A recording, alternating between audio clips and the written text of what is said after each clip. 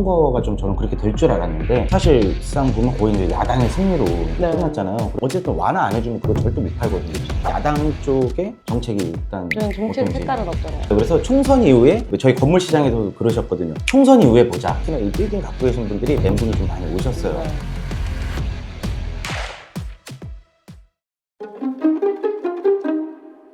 저희가 원래 이제 12시에 시작을 하려고 그랬는데 12시 반에 이제 많은 분들 식사하시고 이제 오시라고 해가지고 네. 12시 반에 했습니다. 식사 맛있게 하셨나요? 네, 안녕하세요. 그 저희가 또 4월 달에 있었던 이제 내용들 한번 또 칼럼을 작성을 해가지고 5월에 칼럼을 한번 읽어드리고 요즘 부동산 시장이 어떤지 자료를 또 마련했습니다. 4월 달에는 이제 총선이 있어서 아, 총선이 맞아요. 끝나고 어떻게 될까 좀 많이 기대들도 하시고 했는데 기대와는 다르게 조금 더 시간이 걸릴 거는 같습니다. 그래서 네. 오늘 저희가 그 총선 이후에 부동산의 방향에 대해서 칼럼을 먼저 읽어드리고 칼럼을 다 읽어드린 후에 좀 궁금하신 부분 댓글로 남겨주시면 칼럼 후에 답변 드리는 시간을 갖도록 하겠습니다. 네. 칼럼은 저희 카페에도 매월 올려드리고 있고요. 부동산에 관심 있으신 분들은 저희 칼럼을 좀 보시고 참고해 주시면 좋을 것 같습니다. 네, 전체적인 부동산 시장 그리고 우리 이제 빌딩 시장에 대해서 이제 또 얘기를 나누는 거니까 전체적인 것도 나와요. 뭐 아파트 얘기도 나오고 막 이러니까 뭐 그냥 그거 짧게 하겠습니다. 네. 네, 가보시죠. 이거는 이제 첫 번째 내용이고요. 최근 부동산 이슈는 이제 선거가 지나고 이제 야당과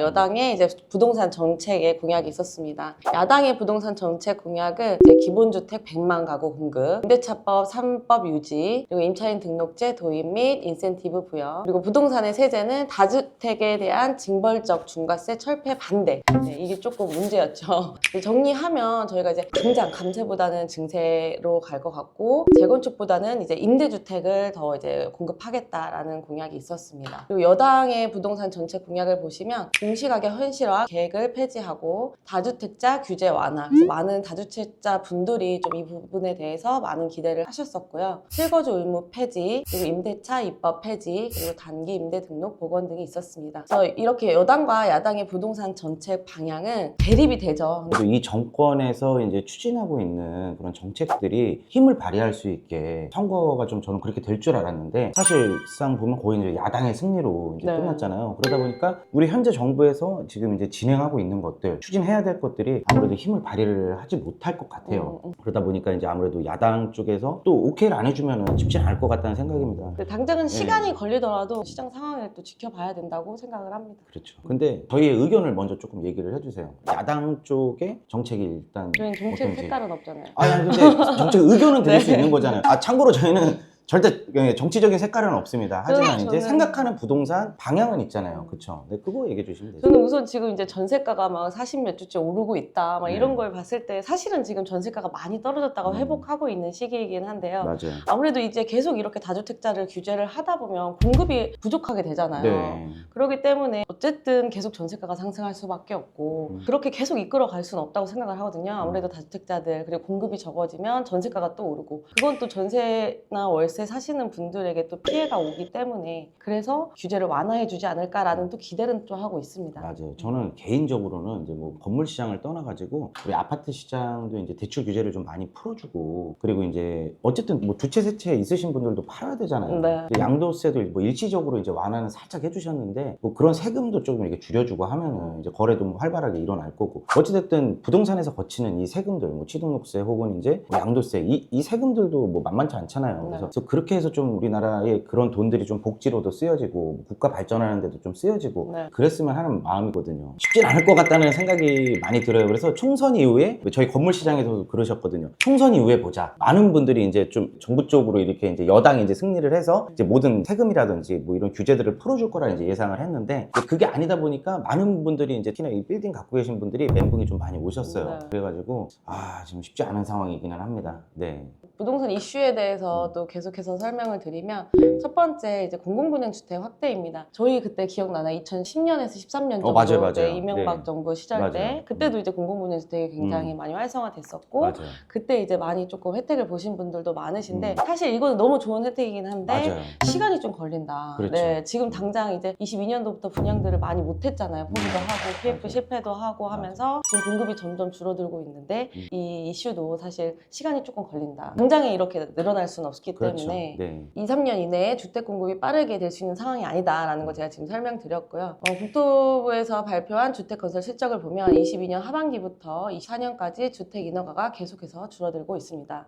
24년 말이면 수도권의 물량이 종료되고 25에서 27년까지는 공급 물량이 계속 부족해진다라고 저희가 판단을 하고 있고요. 현재 서울 아파트 전셋값은 47주째 상승하고 있습니다. 네, 아까도 제가 설명드린 대로 이거는 상승은 하고 있지만 사실은 회복하는 겁니다. 많이 떨어졌었어요. 맞아요. 네, 네. 그게 이제 조금씩 올라가고 있고 이런 현상은 14년에서 17년까지 전세가 지속적으로 상승했던 때와 유사하고 서울 부동산이 15에서 17년 70%의 전세가요. 그때 엄청 전세가 높았었잖아요. 높았었죠. 그래서 네. 그때 이제 갭 투자들 엄청 많이 하셨었는데 그때 이렇게 됐을 때는 매매가는 지금 현재로서는 이제 보합 정도고 전세가는 상승하면서 갭 투자 시장이 또 활발해질 수 있겠다라는 예상은 하는데 이거는 사실 좀 이슈는 있어요. 다주택자들의 지금 취득세 중과라든지 이런 것도 있기 때문에 당장에 이런 갭 투자가 시장이 활발해질 수는 없겠지만 시간이 좀 지나면 이런 투자 시장도 좀 활발해지지 않을까라는 생각을 하고 있습니다. 그걸 활발해지려면 결국적으로는 규제도 풀려야 되고 세금도 완화가 되고 이제 네. 그렇게 돼야지만이 이런 것들이 풀려요. 그러니까 중요한 거는 나중에 언젠가는 그렇게 되겠지만 정책이 어떻게 나올지는 모르겠는데 좀 그런 것들이 중요한 것 같아요. 그리고 어쨌든 신축 아파트들이 계속 공급이 돼야 사람들도 이제 새집 가서 살고 싶잖아요. 네. 새집 가서 살고 싶은데 그런 것들이 계속 공급이 돼야 되는데 신축 아파트 부족하니까 신축 부족해요. 아파트는 또 올라가고 계속 올라가고 네. 신축 아파트만 저기 최고가가 자꾸 이제 네. 갱신이 되고 신축 아파트 살면 좋잖아요, 솔직히. 좋더라고요. 너무 신축 너무 아파트 좋아요. 살아보기. 네. 공급이 많아지면은 어쨌든 가격이 이렇게 독점을 할 수 없는 네. 거잖아요. 그러니까 좀 이렇게 평준화가 돼야 되는데 너무 이제 신축을 할 수 없는 상황이다 보니까 그리고 대출 금리 많이 올랐죠. 그리고 건축비 많이 올랐죠. 네. 그러니까 건설사 입장에서도 지으면은 오히려 남는 구조가 아니니까 많이들 못하죠. 입찰도 네. 안 하고 안 된다고 하더라고요. 이제 걱정이기는 합니다. 그래서 지금 네. 이제 뭐 부동산이 좀 살아나고 있다. 그리고 실제로 강남에 최고가 갱신도 하고 맞아요. 사실 거래가 좀 되고 있는 거는 사실 실수요자 정말 하시려고 하시는 분들 그런 그런 분들은 이제 하시기 때문에 거래량이 많아지지 않았나 생각을 하고 있습니다. 지금 저기 단독주로. 댓글 남겨주셨는데 다주택자 진짜 양도세 때문에 집을 못 팔고 있다고. 네. 어제 상담 오신 분도 잠실 5단지하고 네. 올림픽 아파트하고 네. 그다음에 분당에 무슨 아파트 3개를 갖고 네. 계신데 팔면은 양도세가 몇 억이 나온다는 거예요. 네. 한 6억 나온다는 거예요. 이게 3주택이니까. 그래가지고 와 못 팔고 있다고 지금 어떻게 해야 될지 모르겠다고. 근데 어쨌든 완화 안 해주면 그거 절대 못 팔거든요. 그쵸. 어떻게 팔겠어. 그 6억을 우리가 다시 모으기도 힘들잖아요. 그렇죠? 그래가지고 그 세금 차이가 그만큼이나 나니까 못 판다고 하더라고요. 좀 이런 것들이 풀려져야 됩니다. 네. 저는. 예. 둘째 이제 공사비 나 인상인데요. 얘기 저희가 나왔네요, 계속 공사비. 얘기 드렸던 최근 재건축 공사비 인상으로 정비 사업 시장은 시끄럽습니다. 최근 공사비가 계약 당시보다는 작게는 10%에서 최대 35%까지 오른 곳이 있는 것으로 나타났습니다. 이렇게 공사비가 증가하면 어떻게 될까요? 당연히 공사가 지연되게 됩니다. 그렇죠. 올라간 자재값만큼 모두 부동산 가격이 오르고 수요와 공급 불균형으로 다시 한번 주택 가격이 오르며 부동산 시장의 2013년에서 21년 모습을 복귀시킬 가능성이 커질 수 있습니다. 진짜 이거 진짜 큰 문제예요. 이게 요즘은 이제 오른 게 이제 어느 정도 안정화는 됐잖아요, 사실. 근데 저희가 옛날에 그랬어요. 처음 저희가 이제 이 디벨롭 사업을 시작을 했을 때는 공사한다 그러면 평당 700에서 800이었었어요. 그렇게 예상을 해서 이제 계약을 실제로 해. 근데 잔금을 보통 저희가 한 6개월 정도 있다 한단 말이죠. 6개월 정도 있다가 하고서 이제 철거하고 그러고 이제 공사가 들어가는데 그 시점 되니까 그때 맞물렸던 분들이 계세요. 그러니까 나는 분명히 7, 800 예상하고서 비용을 이제 자금을 다 마련을 했는데 내가 이제 막상 공사 계약을 할 때가 돼 보니까 평당 1000만 원, 1100만 원이 된 거죠. 와, 이게 근데 뭐 꼬마 빌딩이니까 150평, 200평 요 사이니까 뭐 이것도 몇 억 차이가 나기는 하는데 약간 진짜 이제 저렇게 큰 시장 같은 그냥, 경우는 네. 어마어마하게 크잖아요. 진짜 말이 안 되잖아요. 네. 저는 진짜 무서울 것 같아요. 그럼 저거는 결과론적으로는 다 그 조합원들이 다 부담을 해야 되는 네. 문제고 그러면은 조합원들 입장에서는 원래 그냥 뭐 한 1억 정도 이렇게 뭐 1억 5천 정도 분담금 내고서 이렇게 받는 거였는데 거기에다가 플러스 뭐 1억 5천을 더 내라고 하니 사실 거기서도 형편이 괜찮으신 분들도 계시지만 말 그대로 정비 사업하는 곳 같은 경우는 네. 이제 진짜 예를 들어 빌라에서 이렇게 지분 갖고 계셨던 분들도 실거주로 계셨던 분들도 계실 거고 그런 분들 같은 경우는 진짜 어쩔 수가 없잖아요. 그것 때문에 이제 협의가 안 돼서 공사도 중단되고 중단되고 네. 또 근데 그게 한두 분이 그런 게 아니잖아요. 그 또 반대파들이 또 있잖아요. 네. 거기서도 이렇게 의견 내시면은 그것도 무시할 수가 없어요. 진짜 우리 가족이라 생각해봐. 진짜 그렇잖아요. 그래서 이제 울며 겨자 먹기로 파는 경우도 있고 그리고 올라간 자재값은 떨어지지가 않아요. 떨어지는 게 아니고 안정화가 된 거죠, 지금 현재. 그리고 이 자재값만 올라가는 게 문제가 아니고 인건비도 많이 올라요. 한번 올라간 인건비는 안 떨어지잖아요. 또 최저시급은 안 떨어지잖아요. 떨어지죠. 거기 현장에 계신 분들이 최저시급 받고 일하시지 않잖아요. 또 그 기술자분들도 많으시고 고급 인력들도 많으신데 올라간 인건비는 절대 또 떨어지지가 않습니다. 네. 아무튼 이렇게 어려운 시기긴 하더라도 진짜 이 들어가는 금액만 정확하게 잘 계산을 해갖고 이제 집행을 해갖고 사업을 한다면은 그래도 어느 정도 무리 없이는 가겠지만, 대신에 문제는 결과론적으로는 올라간다. 원가가 올라갔으니까 그만큼 차익을 보고 이렇게 매각을 하려면은 아무래도 그 값이 더 올라간다는 건 진짜 사실인 거죠.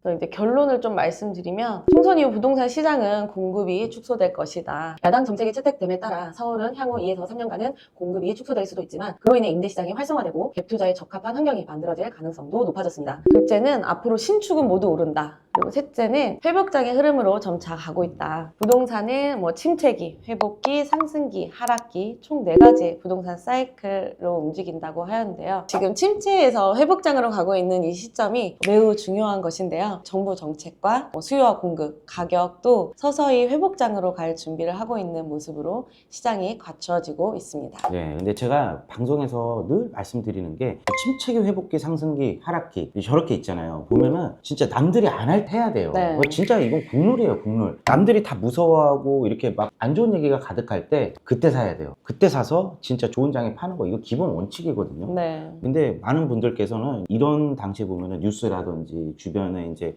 계신 분들께서 하는 얘기들이 온통 안 좋은 얘기만 하니까 이때 대부분 잘 못해요. 근데 이게 여기서 제가 강조하고 싶은 부분은 남들이 다 한다, 이거 지금 하니까 내가 불안해서 나도 해야겠다, 더 그러면은 떨어진다니까 안 돼요. 지금 사야 될까, 언제 사야 될까, 이게 아니고 저희는 목표가 있었거든요. 맞아요. 그래서 내가 목표를 정확하게 세우고 하셔야 돼요. 내가 판단했을 때 조금 나는 지금 급급 매물 나와서 내가 실거주로 사야겠다, 내가 내 집은 하나 있어야겠다 하면은 남들이 뭐라고 하던 시장을 공부하시고 내 집을 마련한다면 저는 그게 제일 좋은 시기라고 생각을 하거든요. 남들이 다 하는 때가 아니라 내 목표를 가지고 부동산에 투자를 해야 된다라고 강조를 드리고 싶습니다. 그렇다면 우리가 준비해야 할 거는 무엇일까요? 아까 방금 말씀드렸듯이 간단하고 이제 관심을 깊이 둬야 된다. 그래서 네. 깊이 둔다는 게 추상적일 수는 있겠지만 이 또한 간단하게 답을 드리자면 부동산의 답은 현장에 있다라고 네. 책에도 제가 계속 강조를 해드렸고, 현장에 나와 전문가와 직접 상담도 하시고 현장 브리핑도 받은 후에 그 시장 상황을 이제 정확하게 보셔야 된다라는 걸 말씀드리고요. 이 와중에 저 원룸 맛집님 형 잘생겼어요. 이거 제가 안 읽을 수가 네. 없네요. 네, 아주 댓글만 보시나요? 아니요. 칼럼을 아니, 보셔야 왜 되는데. 칼럼을 보고 있는데 네. 댓글이 멋진 댓글이 또 올라와가지고 네. 예, 훌륭하십니다. 감사합니다. 네. 저희 최근 임대 사례 유튜브에서도 잠깐 소개는 해드렸는데요. 잠원동의 프로젝트가 임대 계약을 마쳤습니다. 그러니까 저희가 방송에서 이제 노후 건물 싸게 매입해서 잘 짓고 임대 잘 맞추고 잘 매각한다라고 이제 얘기를 하잖아요. 근데 저희가 그거를 매일매일 이렇게 올리고 싶은데 올릴 수가 없는 게 현장이 오래 걸리잖아요. 오래 걸리고 임대도 임대 맞추는 기간이 있어요. 그렇죠. 그러다 보니까 저희도 예를 들어 주 7일 중에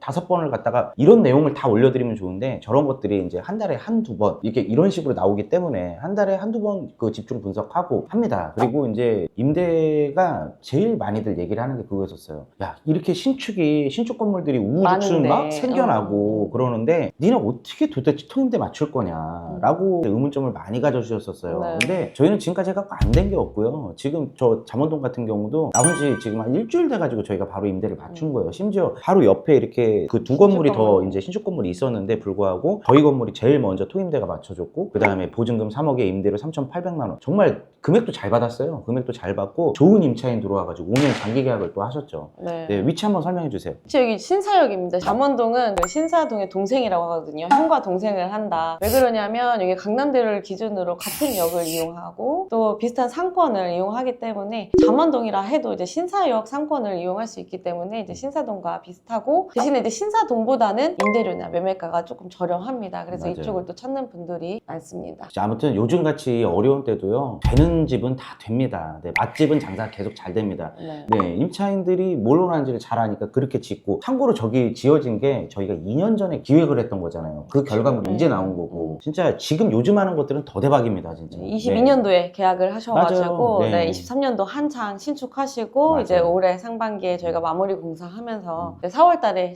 승인이 났고 맞아요. 여기 이제 지하 2층을 판 게 이 건물의 특징이죠. 맞아요. 네. 그 당시에 공사비가 지금 1,000만 원 이러지 않았거든요. 그래서 이제 과감하게 지하 2층 파자. 네. 지하 2층 파면은 이제 임대료 더 받을 수 있다. 면적이 거의 뭐 60평이 더 생기는데 네. 소임대 놓으면 평당 10만 원 그냥 받을 수 있잖아요. 네. 그러면 600만 원 더 받으면은 진짜 그거는 매매가로 얼마가 더 올라가는 거예요. 그렇죠? 그렇게 해가지고 결론은 맞췄잖아요. 예. 모든 거는 결과로 증명하는 거예요. 네. 말로만 이렇게 얘기할 필요가 없어요. 네, 그래서 지금 이제 임차인 들어가서 실제 내부를 못 보긴 하지만 저희가 유튜브에 영상 남겨놨으니까 궁금하신 분들은 저희 또 유튜브 참고해 주시면 좋을 것 같습니다. 아, 또 계약 현장을 또 저렇게 찍어서 네, 저희가 이렇게 계약 현장인데요. 여기는 이제 그 임대차 계약하는 날이었고 저희가 뭐 공동투자 질문을 남겨주시는데 공동투자할 때도 다 이렇게 사진을 찍어서 저희가 밴드에 다 이렇게 남겨드리고 있습니다. 그리고 6년 계약을 보시면은 했다. 매출이 700억이 넘는 회사가 들어왔어요. 아, 진짜 탄탄한 회사였었어요. 아, 진짜 첫날 와서 보시고 다음날 바로 최종 결정권자분 네. 오셔가지고 오케이 진행해 이렇게 되셨어요. 네. 근데 그분들도 연역이 엄청 되시거든요. 그러니까 조그마한 신생회사가 아닌 거예요. 그런 분들이 마음에 들어 할 정도의 이제 건물인 거면은 참 저희가 저희 입으로 이런 얘기하기는 좀 그렇지만 잘 지었다.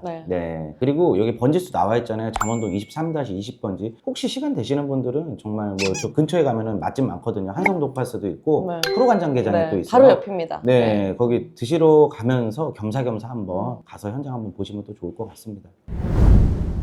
그다음에 이제 많이들 또 궁금해 하시는 게 이제 공동 투자예요. 공동 투자에 대해서 수익 배당금을 어떻게 하냐 질문들을 주셔가지고 제가 칼럼에도 좀 다뤄봤는데요. 저희가 뭐 방송에서 뭐 7억에서 뭐 10억 사이가 최소 이제 금액이다라고 말씀드리니까 이제 얼마 전에 상담 오신 분들이 뭐 한 1억에서 2억 정도 여러 명을 모아서 하면 어떠냐라는 얘기를 해주셨어요. 근데 그렇게는 사실 안 되는 게 나중에 배당금에서 또 이중과세를 하게 됩니다. 그래서 사실 남는 게 별로 없어요. 그래서 좀 소액이라면 아파트 투자나 다른 투자를 먼저 해보시고 그 자금을 좀 불려오신 후에 그때 이제 빌딩 투자를 하시면 어쨌든 공동 투자를 하시는 게 이거를 매각해서 시세 차익을 보는 것 때문에 이 투자를 하시는 거잖아요. 이런 것들 때문입니다. 공동 투자 진행 시 건물 매입을 위한 SPC 법인 설립과 개인 법인을 설립합니다. 좀 되게 어렵게 들리시죠? 아, 너무 어려워요. 아, 쉽게 제가 설명해 되게 주세요. 쉽게 아, 머리 설명드릴게요. 아파요. 우리 이렇게 어렵게 얘기하면 안 이거를 돼. 보고 설명을 드리려고. 그렇지. 우리 네. 빌딩 진영쌤은 장점이 뭐냐면 쉽게 얘기해. 네네. 우리는 막 이런 읽는 거 익숙하지가 않아요. 예를 들어 쉽게 말씀드리면 50% 네. 50% 지분 두 분이 공동 투자를 하셨어요. 그때는 이제 SPC 법인에서 이제 매각을 하고 한 번 이제